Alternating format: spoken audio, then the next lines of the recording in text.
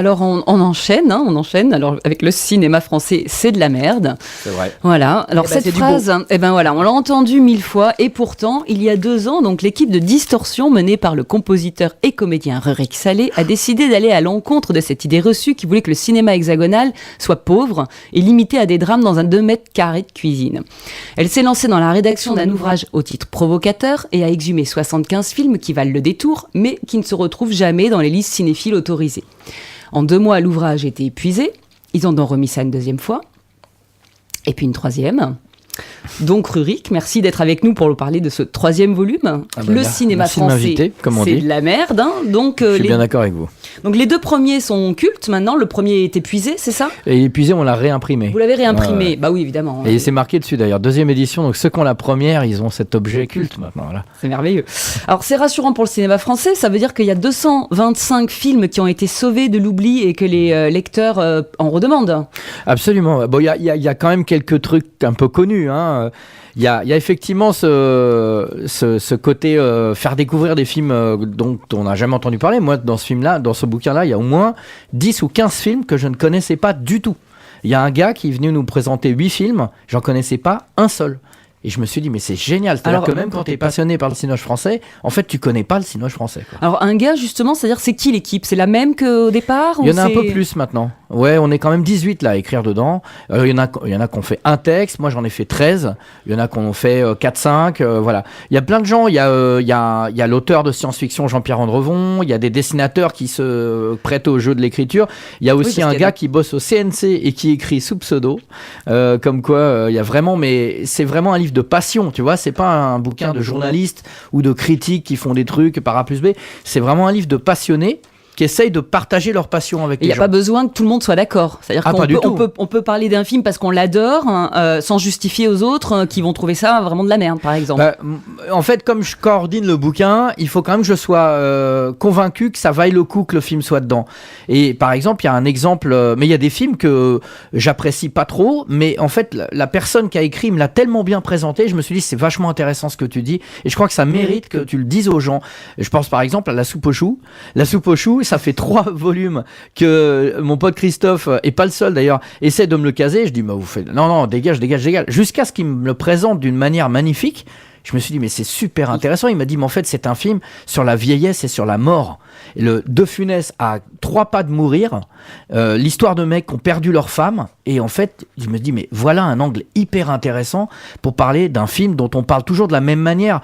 Alors vas-y, banco, voilà. Voilà comment ça se passe. C'est vraiment un truc de passion et il faut que ça soit pas du rabâché, quoi. Si c'est pour dire, je n'ai pas d'exemple là qui me viennent en tête, mais si c'est pour dire les mêmes conneries qu'on lit depuis 30 ans, ça sert à rien. C'est pas intéressant, c'est pas notre travail à nous. Alors c'est vrai qu'on retrouve plus de titres peut-être connus que dans le premier, évidemment. Est-ce que ça veut dire que vous arrivez à un écueil de l'inconnu et de la pépite que tout le monde aurait laissé passer ? Écoute, je sais pas, parce que encore une fois, il y a un gap dans ce bouquin-là particulièrement. Tu vois, là, tu viens de passer sur l'indiscrétion. L'indiscrétion avec Jean Rochefort et Jean-Pierre Mariel. Moi, ce film-là, il y a un an, je savais même pas qu'il existait. Il a fait genre 300 000 entrées en salle dans les années 80. Il est totalement oublié, introuvable en DVD. C'est-à-dire que l'affiche n'est pas particulièrement marquante. Elle est nulle, l'affiche, mais c'est un espèce de mélange typique du film années 80 que tout le monde a oublié. Mais c'est un mystère quasiment science-fictionnesque à la Locataire de Polanski. C'est complètement bizarre. Et tu regardes ce film, tu te dis, c'est quoi cet ovni ? Un ovni total. Et encore une fois, je te disais tout à l'heure, il y a un mec qui m'a présenté 8 films dont j'en connaissais pas un seul. Et en fait, il y a aussi ce truc, c'est quand on dit qu'un film est connu, là, il faut toujours se poser la question de qui on est soi et qui connaît ce film. Parce que je discutais avec un ami qui bosse à Canal+, pour ne pas citer la boîte, et qui disait, vous êtes des passeurs. C'est-à-dire que vous faites un travail de passation entre, effectivement, peut-être des cinéphiles qui connaissent certains de ces films et des gens qui ont, par exemple, la vingtaine, qui connaissent pas du tout le cinéma français. Et nous, on a fait un petit reportage sur le cinéma français, justement. On a été interviewer des gens, des jeunes, des vieux, des hommes, des femmes, pour leur demander ce qu'ils pensaient du cinéma français. On est tombé sur des mecs de 20 ans qui disaient, mais nous, on n'a rien contre le cinéma français, mais on le connaît pas, on nous en parle pas, on sait pas ce qu'il y a, en fait. On le connaît pas. Et en fait, il y a ce travail de passation. C'est-à-dire que de passer ta passion, je veux dire, quand tu fais des rétrospectives Clouzot, machin et tout, c'est génial, mais on le connaît, Clouzot. Est-ce qu'on peut pas creuser un peu plus ? Et je pense qu'il y a toute une partie du public qui connaît pas, en fait, le cinoche français. Et ces films-là, est-ce qu'on a la possibilité de les voir maintenant Est-ce que ça a aidé à faire... j'imagine que celui dont on parlait tout à l'heure n'a pas forcément des sorties salles régulières. Donc, ça veut dire que des salles vous ont proposé, par exemple, de faire des thématiques, les cinémas français, c'est de la merde. Parce que j'imagine que vous avez une communauté maintenant derrière. Ouais. En fait, on a commencé par les réalisateurs eux-mêmes. Il y a Tavernier, qui n'était pas convaincu au début, qui maintenant aime bien le projet. On a des mecs comme Kassovitz, Thierry Frémont, Jean-Claude Mission, Pierre-William Glenn, tous ces gens-là, ils adorent ces bouquins-là parce que d'abord, des fois, on exhume leurs films. Et même Jean Rochefort, de là où il est, je pense que maintenant il aime. Je t'avais raconté l'anecdote. Elle est écrite sur elle est sur le premier. Et ça suffit là, l'entre-soi. Est-ce qu'on peut être au courant, nous, dans le premier bouquin, si tu l'avais acheté, il est excellent. J'explique que j'ai appelé Jean Rochefort. Non, c'est dans le deuxième, je crois. J'ai appelé Jean Rochefort pour lui proposer l'avant-propos. Et à l'époque, il était... Alors, je le disais pas parce que ça le regardait lui, mais maintenant on peut le savoir. Il était malade, il était à l'hôpital. Il m'a dit, je peux pas le faire, je suis désolé, mais il était très poli. Et quand le bouquin est sorti, je l'ai rappelé pour lui dire, écoutez, je vais vous l'envoyer. Et je lui ai redit le titre du bouquin. Il a oublié que je l'avais appelé. Il l'a pris au premier degré, il m'a raccroché au nez. Et c'était génial. Et j'ai fini par lui envoyer le livre avec une photo de Belmondo, à qui on a donné le livre, qui était un grand pote à lui. Parce qu'en fait, ce qu'il faut savoir, c'est que... Et 3 semaines après, il est mort. Voilà. Les couvertures, en fait, sont avec des personnages donc de cinéma. La première, c'était Belmondo, justement, avec une tête un peu distordue, d'où distorsion. Le deuxième, c'est Catherine Deneuve, qui, elle, n'a pas posé avec son livre, parce que, par contre, Belmondo a posé avec son livre. Ouais. On le voit d'ailleurs dans le numéro 3, à la fin, vous avez mis sa photo. Et là, pour le dernier, c'est Christophe Lambert qui signe, du coup, l'édito. Ouais, alors il signe l'avant-propos, Christophe Lambert. Ouais. Mais je suis persuadé que Deneuve le ferait parce qu'elle a beaucoup d'humour et elle fait des films très étranges. Et c'est vraiment une meuf très intéressante et très intelligente, Catherine Deneuve. Et vraiment, on l'aurait pas mise en couple si on ne l'aimait pas. Bien sûr, mais du coup, elle l'a reçue aussi. Je sais pas si elle l'a eu, Deneuve, mais tu vois, elle était au Metal Luna Store quand le Metal Luna Store a rouvert. Elle est curieuse des trucs. C'est pas une idiote du tout. Oui, non, bien sûr, et dès qu'elle intervient dans la presse pour défendre Depardieu ou autre, son point de vue est toujours hyper fin, je trouve. J'aime beaucoup cette meuf. Et Lambert, alors c'est particulier parce qu'en fait, on s'était dit, qu'est-ce qu'on va mettre sur la... Tu vois, on a eu Belmondo, Deneuve, c'est pas évident de suivre. On a failli mettre Marielle, et puis on s'est dit, trop facile en fait. Marielle, tout le monde l'aime, on va mettre Lambert, qu'on adore, mais plus risqué, plus jeune, etc. Et en fait, on s'est rendu compte, que tout le monde était content que Lambert soit là parce que tout le monde l'aime vraiment, ce mec. C'est dur de le détester, il dégage une telle sympathie. Et je lui ai écrit pour lui demander de faire l'avant-propos. Il m'a pas répondu. Je lui ai réécrit un mail vachement plus court parce que le premier était chiant. Il m'a pas répondu. Et en fait, on a tout envoyé à l'imprimeur. On avait quelques pages à corriger. Entre le lundi et le mardi, 10h du mat, tout était imprimé. Et à 23h, je reçois un mail de Los Angeles, je l'ai su plus tard, Lambert, qui me répond, mais qui débarque comme une fleur, qui me dit, écoutez, 2 lignes, qui me dit, ouais, mais je travaille 15 heures par jour, là, je suis à Los Angeles, je vais à New York, mais si vous voulez, on fait ça dans la nuit. Et il m'a appelé à 6h du mat, j'étais en train de dormir, j'attendais son coup de fil de Los Angeles, 9 heures de différence. Il a pris 1 heure avec moi pour me parler au téléphone du cinéma français, alors qu'il prenait l'avion pour New York, qu'il avait vraiment autre chose à foutre. Il a été hyper gentil. Et ça, c'est vraiment du distorsion pur jus. Après l'histoire de Rochefort, en dernière seconde, Lambert est apparu dans le bouquin. On a changé la maquette, mais à la dernière minute, c'était surréaliste. Voilà. Et il avait reçu les 2 premiers numéros ? Il connaissait pas les livres. Il connaissait pas les livres, donc il est parti avec vous dans une aventure totalement à l'aveuglette. Absolument, mais je pense que c'est un mec gentil et généreux. Et il a dit, le mec a pris la peine de m'écrire, je vais être cool, je pense qu'il est cool. Et il a été vraiment, vraiment au-delà de la gentillesse, quoi. Alors, mais Catherine Deneuve a du goût. N'est-ce pas?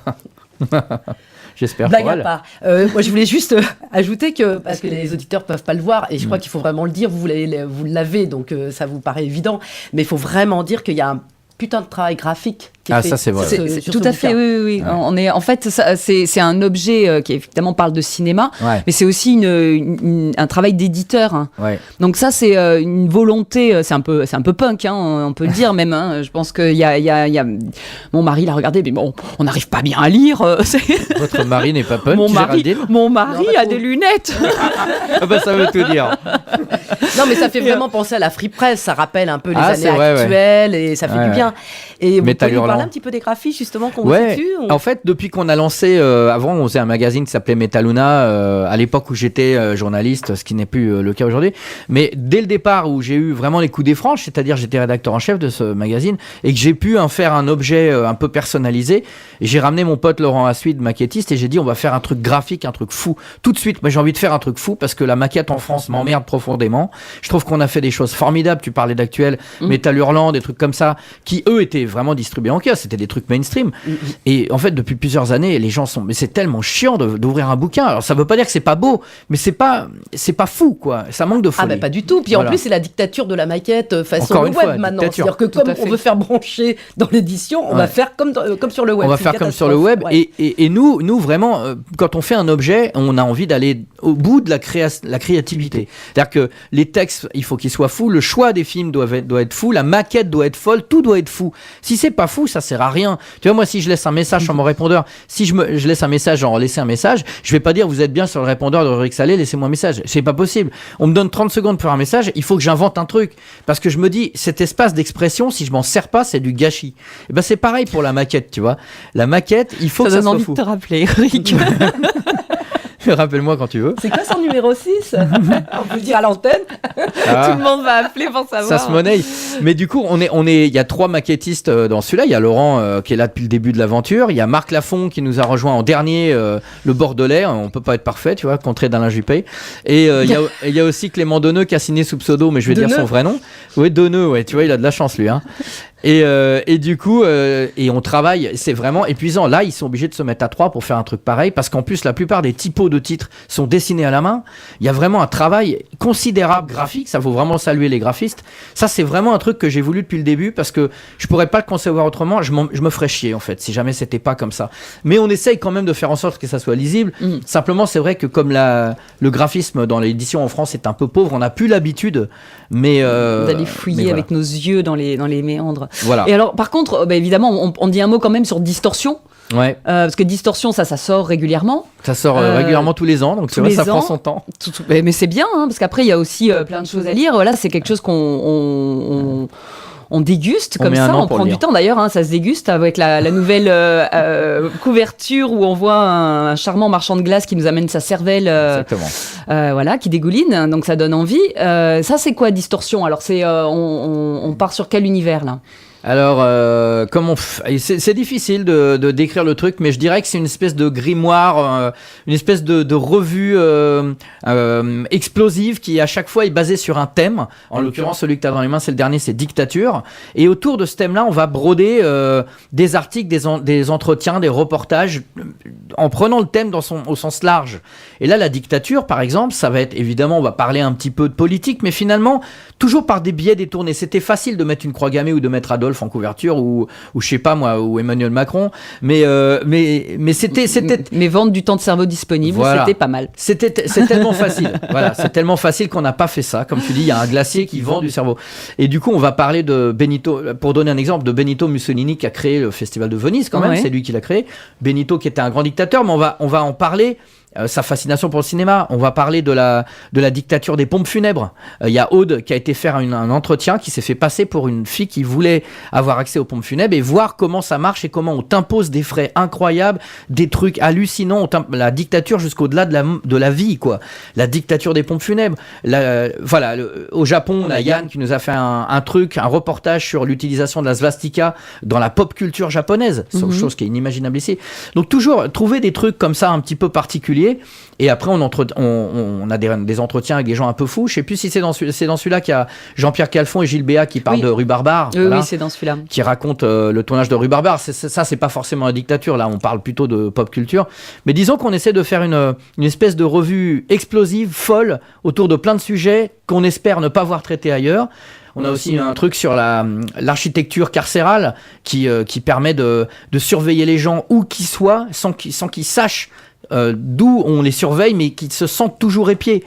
C'est quand même génial. Voilà, on a tout ce truc-là. On essaie toujours d'englober des sujets fous. La série V, le créateur de la série V Et comme je te disais tout à l'heure, à la suite de cette dictature-là, et aussi parce qu'on a mis une photo d'un film de William Klein, Le couple témoin, avec Dussolier et Anémone à poil, dont on avait caché les parties sensibles, entre guillemets, eh bien, sur Facebook, oui. Zuckerberg a supprimé totalement notre page Distorsion. Voilà. Et comme on en a 2... Pourtant, il y en a des choses à supprimer. Il faut appeler aux Philippines.